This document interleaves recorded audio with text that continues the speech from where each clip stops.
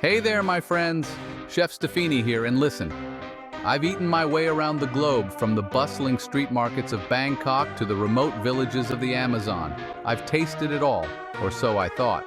We're about to embark on a culinary adventure, a deep dive into the world of bizarre foods that'll make your stomach churn and your mouth water at the same time. We're talking about delicacies so unusual, so unexpected, they'd make even the most adventurous eater think twice. These aren't your average dishes, my friends. We're talking about foods that have been fermented, aged, and prepared in ways you wouldn't believe. These are the foods that define cultures, that tell stories, that have been passed down through generations. So buckle up, get your taste buds ready, and prepare to be amazed, because we're about to explore the wild, wonderful, and downright weird world of bizarre foods. Our first stop takes us to Southeast Asia, a region known for its vibrant culinary scene. The durian reigns supreme here. It's so pungent, it's banned on public transportation. Some say it smells heavenly, others compare it to gym socks. But beneath the spiky exterior lies a creamy, addictive flesh.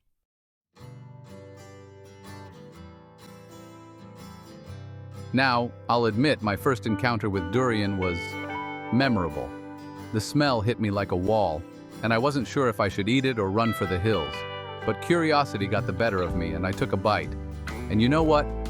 It was unlike anything I'd ever tasted. It was rich, it was complex, it was an explosion of flavors that danced on my tongue. It was love at first bite, or maybe second bite after I got used to the aroma.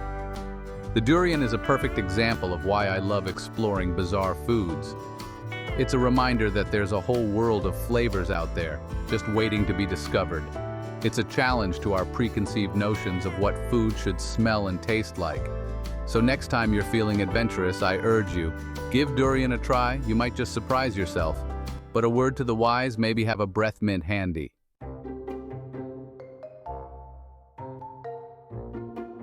Second stop, from the pungent depths of Southeast Asia, we journey to the sun-drenched fields of Italy, where we encounter our next culinary curiosity, Romanesco broccoli.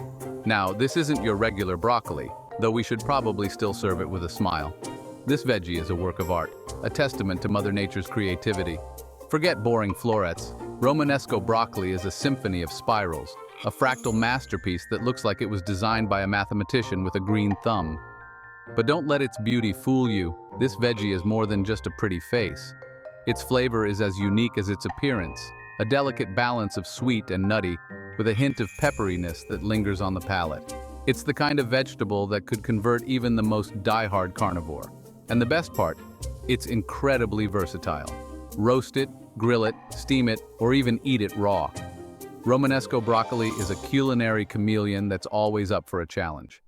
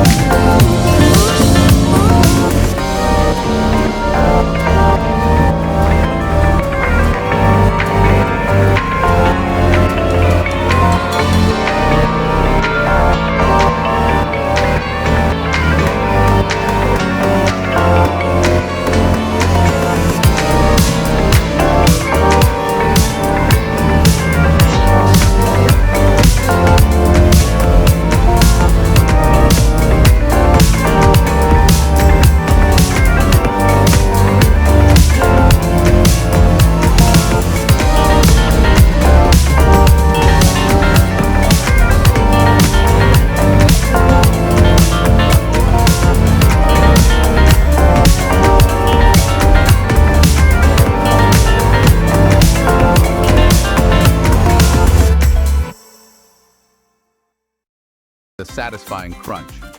Cultures around the world have been incorporating insects into their diets for centuries. They're a sustainable source of protein packed with nutrients. So, grab a handful of chapulines and get ready for a culinary adventure that's as delicious as it is unexpected. Chapulines are more than just a tasty snack. They represent a sustainable and environmentally friendly source of protein. Raising insects requires a fraction of the land, water, and feed compared to traditional livestock. In Mexico, chapulines have been part of the culinary landscape for centuries. They were a valuable source of protein and nutrients. Today, you can find chapulines from street food stalls to upscale restaurants, a testament to their enduring popularity and cultural significance. So, next time you're feeling adventurous, give chapulines a try. You might be surprised at how much you enjoy them. Fifth stop. Hold on to your hats, folks, because our next stop takes us to the Philippines for a culinary adventure.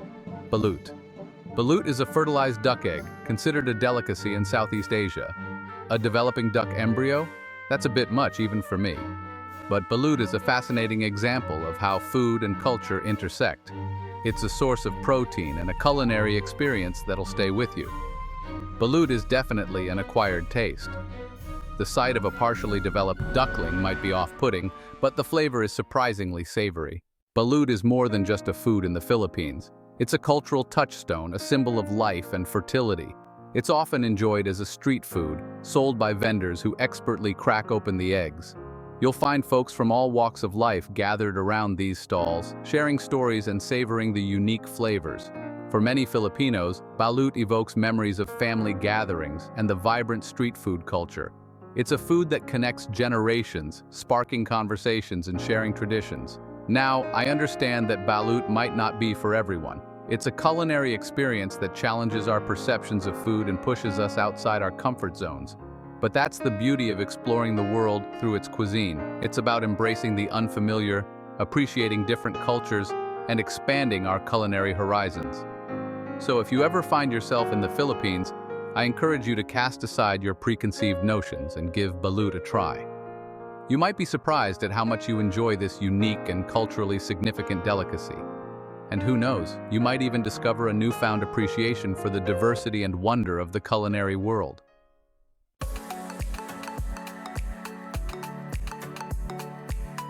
Sixth stop, cendol. All right, folks, buckle up because we're about to dive into a Southeast Asian treat that's as visually stunning as it is delicious. Cendol. This isn't your average dessert. It's a vibrant tapestry of textures and flavors, a symphony for your senses. Picture this. Glistening green strands of jelly, swimming in a pool of creamy coconut milk, all drizzled with a generous helping of sweet palm sugar syrup. It's like a tropical paradise in a bowl. And those green strands? That's not your average gelatin. We're talking about pandan-infused rice flour jelly, folks. Pandan is this tropical plant with a subtly sweet, almost nutty aroma that'll transport you straight to a beach in Thailand. The combination of the cool, creamy coconut milk, the chewy pandan jelly, and that rich, caramelly palm sugar syrup is it's sweet, it's refreshing, and it's about as unique a dessert experience as you're gonna find.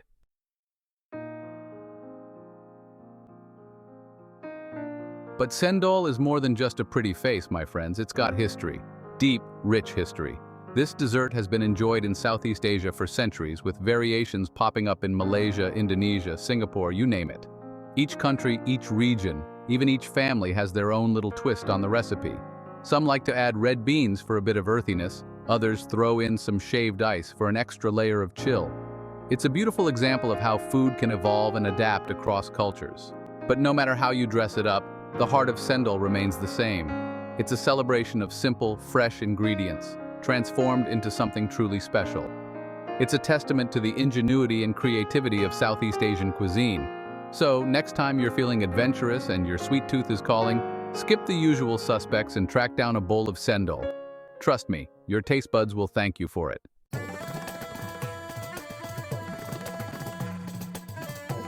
Seventh stop, kumis. Okay folks, get ready to saddle up because we're about to explore kumis. That's right, fermented mare's milk. I know what you're thinking. Mare's milk? Trust me, this ain't your average pony ride. It's been a staple for nomadic cultures for centuries. From Mongolia to Kyrgyzstan, kumis has fueled warriors and nourished families. The first sip might throw you for a loop. It's tangy and sour, like a yogurty buttermilk hybrid. Some folks even pick up on a slight fizz. Stick with it, my friends, because beneath that initial punch lies complex flavors. It's an acquired taste, but one that'll hook you. But kumis is so much more than just a drink. It's a symbol of hospitality, a way of life, a connection to the land and its people. When you share a bowl of kumis, you're sharing a piece of their history, their heritage. Traditionally, kumis is made by fermenting mare's milk in large leather bags. The constant churning helps the fermentation process along. So if you ever find yourself in Central Asia, raise a bowl of kumis and toast to tradition.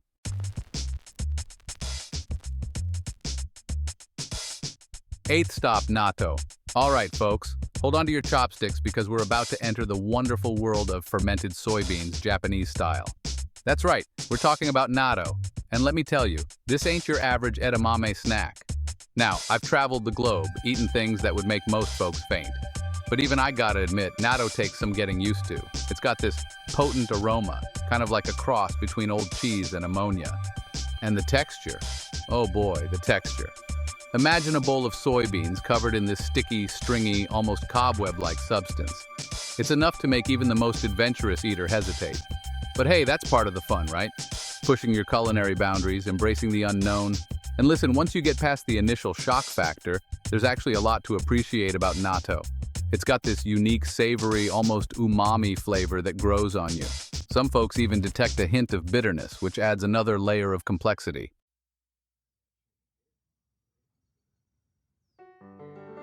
Now you might be wondering, what's the deal with all the stringiness? Well, my friends, that's the magic of fermentation at work. You see, natto is made by fermenting soybeans with a specific type of bacteria called Bacillus subtilis. During the fermentation process, these little bacteria break down the soybeans' proteins, creating those long, sticky strands that natto is famous for.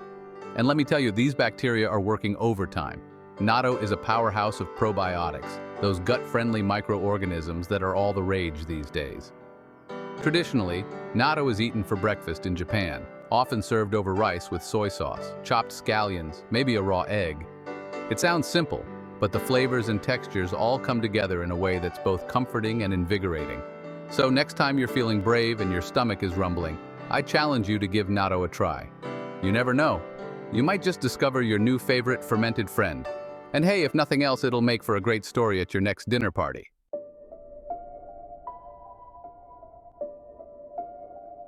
Ninth stop, Sweden. We head to Sweden for another fermented fish experience that'll really test your mettle. Get ready for surströmming, fermented Baltic herring that's notorious for its pungent aroma. Trust me, you'll smell it before you see it. We're talking about a smell that can clear a room faster than you can say herring. Now I know what you're thinking. Chef Stefini, why would anyone willingly subject themselves to this? But here's the thing about food. It's not just about the taste, it's about the history, the culture, the experience. And surströmming is an experience, all right? It's a tradition that dates back centuries. And for the Swedes, it's a celebration of their heritage.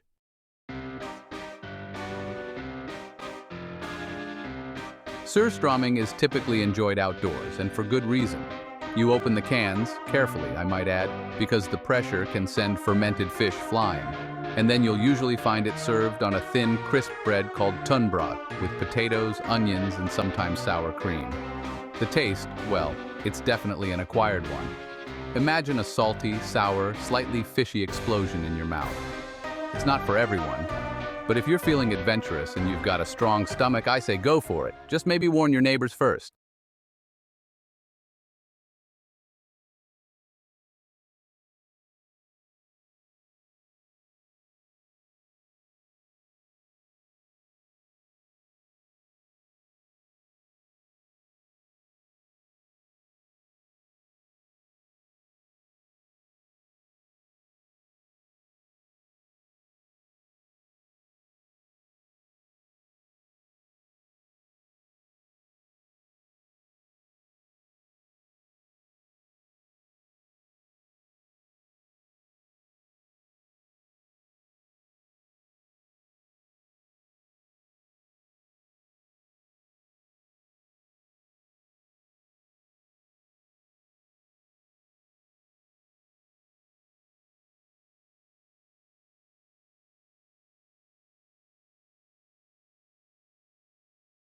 Time, keep cooking, stay adventurous.